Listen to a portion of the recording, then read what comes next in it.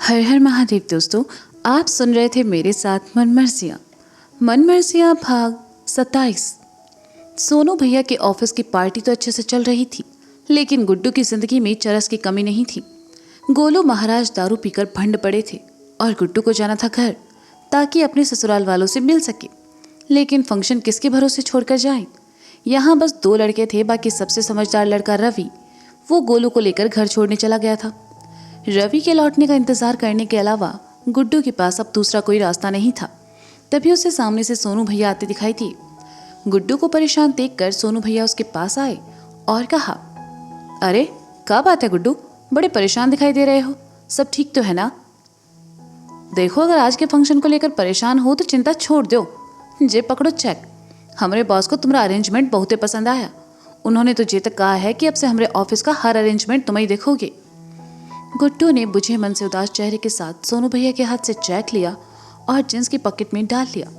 ये देखकर सोनू भैया ने थोड़ा प्यार से कहा, अरे क्या हुआ बउआ, इतना टेंशन में काहे हो? गुड्डू ने रोनी से सूरत बना ली और कहा, हमको घर जाना है भैया, वहाँ शगुन के घर वाले हमको इंतजार कर रहे हैं, पर हम ये सब किसके भरोसे छोड़कर जाएं? क्या बात कर रहे हो गुड्डू, अरे हम मर गए हैं का? अरे तुम्हारे पार्टनर ना सही पर तुम्हारे भाई तो है ना, या हम सब संभाल लेंगे, तुम बिंदास घर जाओ।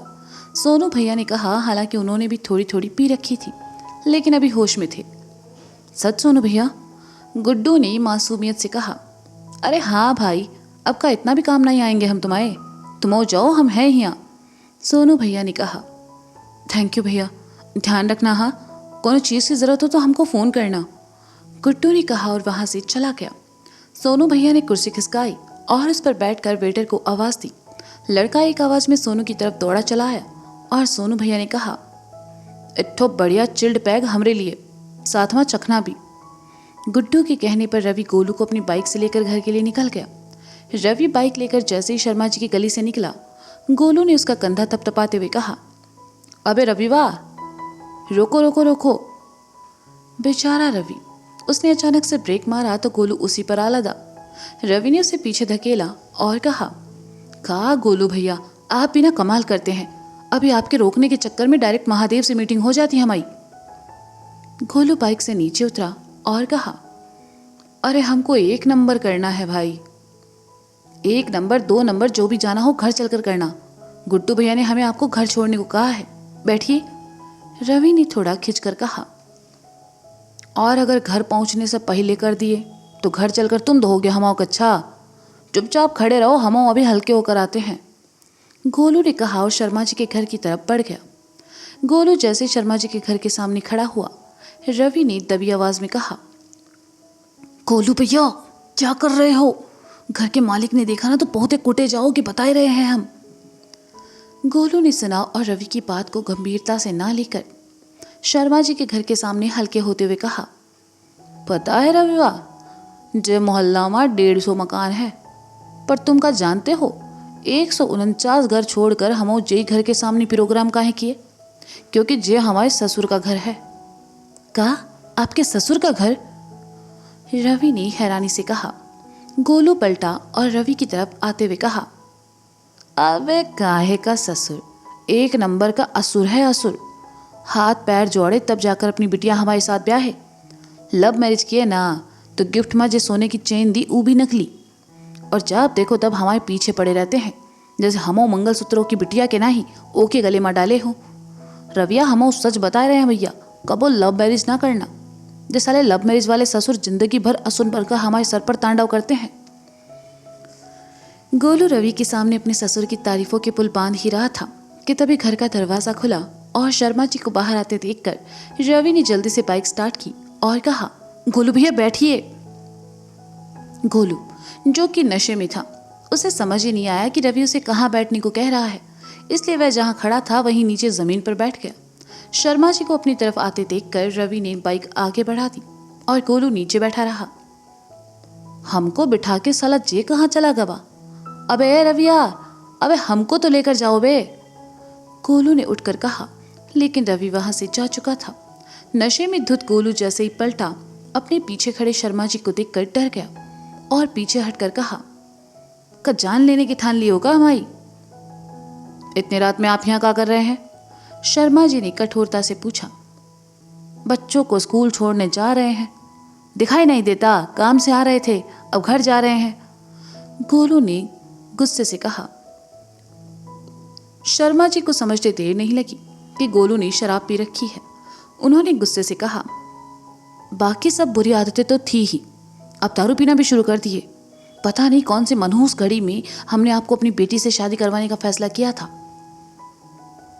मनहूस नहीं, बहुत शुभ घड़ी थी जब हम शादी के लिए यहाँ गए थे। अरे आपको अपना ससुर रखे थे, ये का कम बात है। आपकी बिटिया का ख्याल आपसे भी ज्यादा रखते हैं, गोलू ने मुंह बनाकर कहा और लड़खड़ाया तो शर्मा जी ने संभाल लिया और कहा, खुद को ठीक से संभाल नहीं पा रहे, हमारी बिटिया को कहाँ संभालेंगे? शर्मा जी ने देखा कि गोलू बिल्कुल होश में नहीं है तो वे उसे संभाल कर घर के अंदर ले आए। शर्माइन सो रही थी, उन्हें जगाकर शर्मा जी परेशान करना नहीं चाहते थे, इसलिए खुद ही गोलू को लेकर बगल वाले कमरे में चले आए और बिस्तर पर लिटा दिया, जो कि शादी से पहले पिंकी का कमरा हुआ करता था। गोलू ने बहुत ज़्यादा पी ली थी, इसलिए बिस्तर पर गिरते ही उसे नींद आ गई। शर्मा जी ने राहत की सांस दी और कमरे का दरवाज़ा बंद करके बाहर चले गए। सोनू भैया को फंक्शन की जिम्मेदारी देकर गुड्डू सीधा घर चला आया। जैसे ही गुड्डू घर में घुसा, सामने से आते लवली ने उसका हाथ पकड़ा और उसे साइड में लाकर कहा, अभी कहाँ रह गए थे? पता है जब से इन लोगों को लेकर आए हैं सब हमें गुड्डू समझ रहे हैं, ऊपर से तुम्हारी वो साली गुड्डू जीजू करके तब से हमारे पीछे पड़ी है। तुम जाओ अंदर और तुम्हें संभालो सबको, हमसे नहीं हो पाएगा। अरे माफ़ करना लवली भैया, वो गोलू, छोड़ो जाने दो, हम जाकर उनसे मिलते हैं और उन्हें सब सच भी बताते हैं, कहकर गुड्डू अंदर चला गया। सीढ़ियाँ चढ़कर गुड्डू आंगन की तरफ जाने लगा तो सामने से आते मिश्रा जी से टकरा गया। मिश्रा जी ने सामने खड़े गुड्डू को देखा, वे उससे कुछ कहते इससे पहले शराब की तेज गंध मिश्रा जी के नाक से होकर गुजरी और उनकी भवें तन गई। उन्होंने गुड्डू की बाह पकड़ी और उसे साइड में लाकर दबी आवाज में कहा, तुम्हारे अक्कल पर का पत्थर पड़े हैं गुड्डू, या तुम्हारे ससुराल वाले बैठे हैं और तुम शराब पी कर आए हो? अरे ऐसी कौन सी टेंशन है तुमको जो तुम अब शराब पीने लगे हो? मिश्रा जी की बात सुनकर गुड्डू हैरानी से उन्हें देखने लगा। शराब पीना तो दूर, गुड्डू तो खुद से ये सब से दूर रखता था, लेकिन वह भूल गया कि कुछ देर पहले ही वह गोलू नाम की मुसीबत को गले लगा कर आया था और शराब गोलू ने पी रखी थी, इसलिए अब गुड्डू भी महक रहा था। साथ ही गोलू ने मुंह में भरी शराब भी गुड्डू की शर्ट पर उड़ेल दी थी। अरे पिताजी, आप गलत समझ रहे हैं, हमने शराब नहीं पी है, गुड्डू ने मिश्रा जी की तरफ पढ़कर कहा। लेकिन बेचारे की खराब किस्मत मिश्रा जी के सामने लड़खड़ा गया तो ये देखकर मिश्रा जी ने गुस्से से दबी आवाज में कहा, ठीक से चल तो पा नहीं रहे हो, तुमसे तो हम कल सुबह बात करेंगे। चुपचाप जाओ लवली के कमरे में और नीचे नहीं आना। तुम्हारे ससुराल वालों ने तुमको जो हालत में देखा ना तो क्या सोचेंगे वो लोग। बेचारा गुड्डू, उसने सुना तो मायूसी से कुछ दूर खड़े लवली को देखा। ना उसने कुछ किया ना कुछ करा, खामखा मिश्रा जी के सामने बदनाम हो गया। पिताजी, हमने नहीं पी है, वो तो गोलू ने हम पे शराब गिरा दी, इसलिए हम में से महक आ रही है। हम सच कह रहे हैं, हमने नहीं पिया है, हम शगुन के घर वालों से जाकर मिल लेते हैं, गुड्डू ने कहा। मिश्रा जी ने उन्हें जाने से रोका और कहा, शगुन के घर वालों से हम लवली को मिलवा देंगे, तुम ऊपर जाओ। गुड्डू ने सर झुकाया और सीढ़ियों की तरफ बढ़ गया। लवली ने अफसोस में अपना सर झटका और जाने लगा तो मिश्रा जी ने उसे रोका और उसकी तरफ चले गए ताकि एक बार फिर उसे गुड्डू बनाकर शगुन के घर वालों के सामने गुड्डू बनाकर पेश कर सके। किचन से बाहर आते शगुन की नज़र सीढ़ियों की तरफ गई तो उसने देखा कि गुड्डू उसके घर वालों से मिले बिना ही ऊपर छत पर जा रहा है। शगुन ने हाथ में पकड़ी ट्रे वेदी को दी और खुद सीढ़ियों की तरफ चली आई, लेकिन तब तक गुड्डू ऊपर जा चुका था। शगुन भी सीढ़ियां चढ़कर गुड्डू के पीछे ऊपर आई और उसे आवाज़ दी, गुड्डू जी। शगुन की आवाज़ सुनकर गुड्डू रुका और पलटकर शगुन उसके पास आई और कहा, गुड्डू जी कहाँ थे आप? पता है नीचे सब कब से आए हुए हैं, बेचारी लवली भैया को गुड्डू जी समझ रहे हैं। अब आप आ गए हैं तो चलिए सबसे मिल लीजिए ताकि उनकी गलतफहमी भी दूर हो जाए। कहते हुए शगुन ने पास आकर जैसे ही गुड्डू की बाह पकड़ी, उसमें से आती बदबू शगुन की नाक से होकर गुजरी। गुड्डू जी, आपने शराब पी है?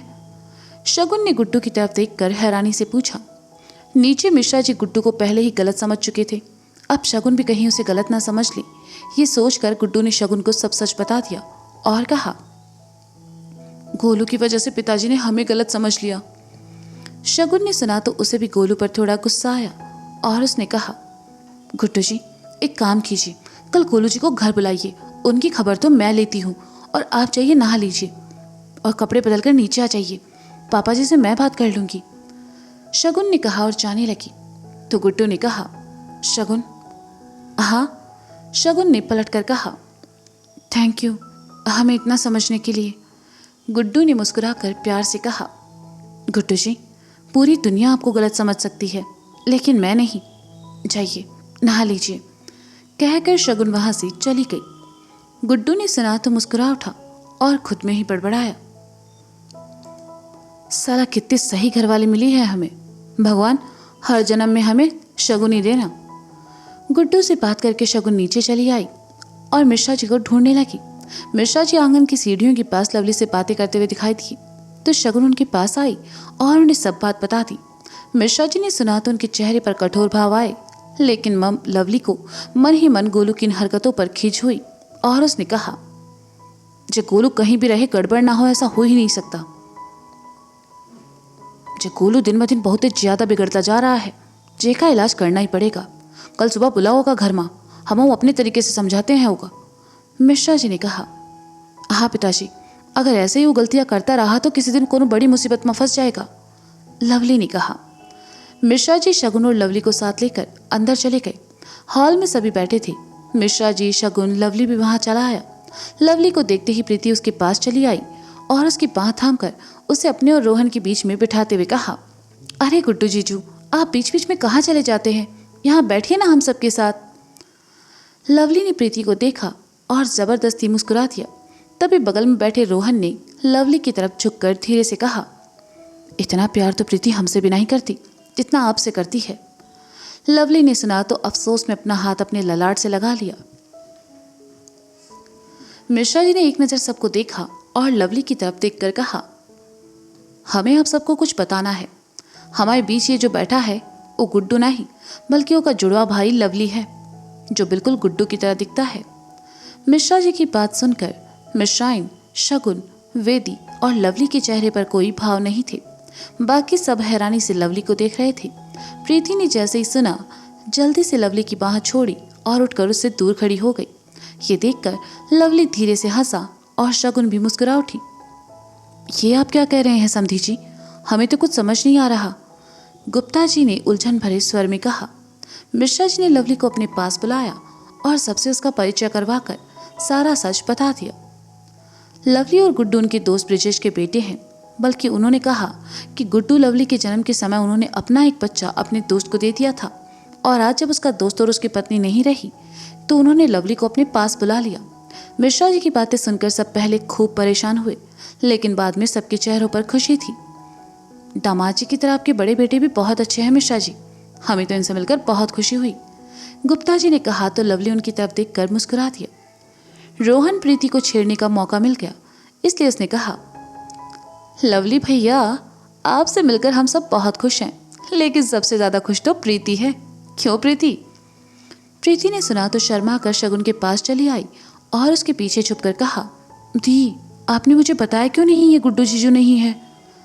शगुन ने सुना तो अपने हाथ से उसका गाल थपथपाया और मुस्कुरा कर कहा, इसलिए मैं कहती हूँ कि अपना अल्हड़पन थोड़ा कम करो। लेकिन गुड्डू जी है कहाँ? इस बार विनोद चाचा ने कहा। तब तक गुड्डू नहाकर कपड़े बदल कर आ चुका था। अब बस उसमें से परफ्यूम की खुशबू आ रही थी, शराब की नहीं। गुड्डू हॉल में आया और कहा, हम यहाँ हैं, माफ़ करना आने में थोड़ी देर हो गई, वो कहा है ना इट्ठो पार्टी का ऑर्डर लिए थे, बस वहीं थे। गुड्डू ने आकर चाचा और चाची जी के पैर छुए, लेकिन इस बार भी गुप्ता जी ने गुड्डू को अपने पैर छूने नहीं दिए और उसे गले लगाकर कहा, सच बेटा जी, आपको ऐसे मेहनत करते देखकर बहुत अच्छा लगता है, और आज तो मिश्रा जी लवली जी के रूप में हमें बड़ा सरप्राइज दे चुके हैं। गुड्डू ने सुना तो लवली की तरफ देखकर मुस्कुराया और फिर सबके साथ बैठकर बातें करने लगा। सबने गुड्डू को प्रीति के बारे में बताया कि कैसे वह लवली को गुड्डू समझकर उसके आगे पीछे घूम रही थी। गुड्डू ने सुना तो सबके साथ मिलकर खूब हंसा और बेचारी प्रीति बस झेंपती रही। शगुन से दूर हटकर प्रीति वेदी की तरफ चली गई और उसके बगल में बैठकर अमन के नाम से उसे छेड़ने लगी। अमन सामने ही बैठा था और वेदी को देखकर मुस्कुरा रहा था। घर आने के बाद से दोनों को बात करने का मौका भी नहीं मिला। चाय नाश्ते के बाद मिश्रा जी, गुप्ता जी और चाचा चाची वहीं हॉल में बैठकर बातें करने लगे। लवली ने मिश्रा जी के कहने पर शगुन के घर वालों के रहने का इंतजाम किया था। उसी को दिखाने वह गुड्डू को अपने साथ लेकर चला गया। शगुन और मिश्राइन किचन में खाने की तैयारी देखने लगी तो चाची भी उनके पास चली आई। हालांकि मिश्राइन ने उन्हें काम करने नहीं दिया, वे बस बैठकर उनसे बातें कर रही थी।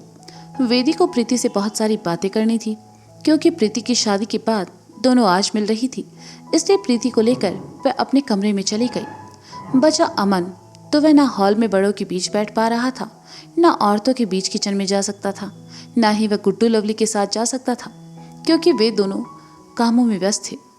अमन उसकी उठा और रोहन के पास चला आया।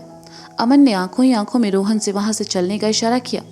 रोहन उठा तो अमन उसके पापा के पास आया और कहा, अंकल जी, हम छोटे जीजा जी को अपना घर दिखा दें? ये यहाँ पहली बार आए हैं ना? हाँ हाँ बेटवा, बिल्कुल, जे भी कोनो पूछने की बात है। और जे अंकल जी का होता है, आप भी हमको सबकी तरह पिताजी कहने की आदत डाल लो। बिटिया का रिश्ता पक्का होने जा रहा है आपसे। मिश्रा जी ने प्यार से कहा तो अमन शर्मा गया और रोहन के साथ वहां से चला गया। शर्मा जी का घर कानपुर। शर्मा जी ने गोलू को कमरे में लिटाया और खुद अपने कमरे में आकर सो गए। कुछ देर बाद ही गोलू फिर उठ गया। उसका सर घूम रहा था और उसे होश नहीं था कि वह कहाँ है। वह उठा और कमरे से बाहर चला आया। वॉश बेसिन के पास आकर वह नल चालू करने की कोशिश करने लगा और हवा में ही कितनी देर तक हाथ घुमाता रहा, लेकिन नल से पानी नहीं आया। लगता है आज म्युनिसिपालिटी वालों ने फिर पानी नहीं दिया। अबे पानी नहीं दोगे तो हम नहाएंगे कैसे? गोलू खुद में ही बड़बड़ाया और सामने देखा तो उसकी नजर पड़ी शेविंग किट पर। गोलू ने उसे उठाया और बड़े ध्यान से देखने लगा। उसने शेविंग किट से जिलेट का रेजर निकाला और फिर अपने मुंह पर हाथ घुमाकर कहा, हमको तो दाढ़ी आती नहीं है, फिर जे का हमने गाजर छीलने के लिए रखा है। बहुत ही फिजूल खर्चा करते हो तुम गोलू। खुद में ही बड़बड़ाते हुए गोलू ने जैसे उसे रखना चाहा, उसकी नजर पड़ी शर्मा जी के कमरे की तरफ, जिसका दरवाजा खुला था और शर्मा जी गहरी नींद में सो रहे थे। गोलू को दाढ़ी बेशक ना आती हो, लेकिन शर्मा जी की बड़ी बड़ी मूछें देखकर वह उनकी तरफ बढ़ गया। तो दोस्तों, ये था मनमर्जियां भाग 27। इसका अगला भाग आप जल्द ही सुनेंगे मेरे साथ। तब तक के लिए शुक्रिया, बाय बाय, अपना ख्याल रखिए और हाँ, सुनते रहें मनमर्जियां मेरे साथ। Bye bye.